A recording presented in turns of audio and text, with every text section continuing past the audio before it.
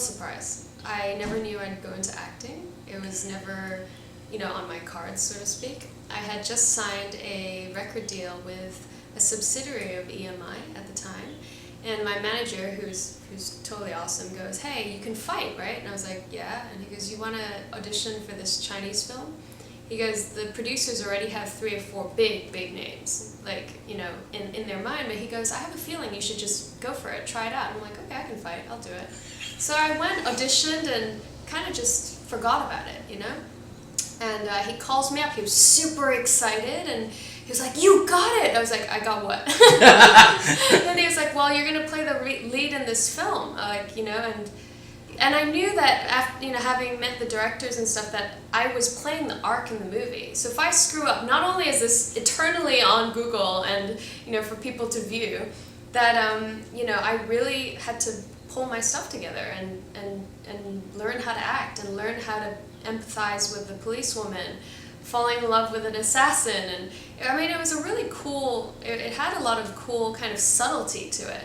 So I did. I read every single acting book that I could find. I went to police academy, and because my mom knew the head of police in Hong Kong, learning how they walk, how they talk, and just imitated, tried to empathize. How do they think? And that's how I ended up playing that role. And it kickstarted my acting career. Because after that, it just kind of snowballed. I got more roles, and I realized I actually really enjoyed it. Like, it was something that I really, really enjoyed.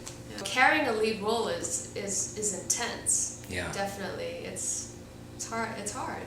Ming, who is the director, is from, I think he's lived in New York for a long time after attending New York University.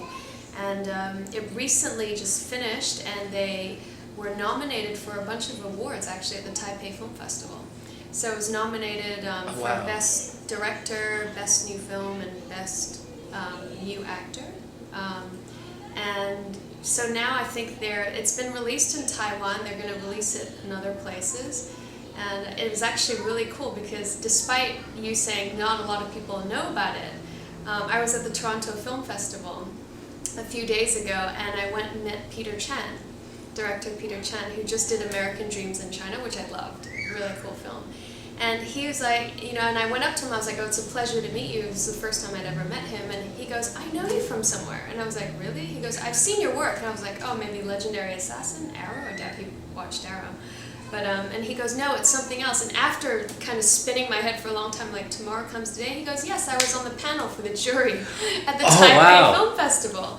So it just, it's funny. We did do a lot of singing, but in the end, I think they had like 4 hours, which was cut down to 2, or like they had 2 or 3 films actually that they had completed. So in the end, like what was shown wasn't very much, but I did that project to help out, and I was told RZA was directing. I was like, well, who better to direct, like where I'm singing, like RZA music for me just made perfect sense.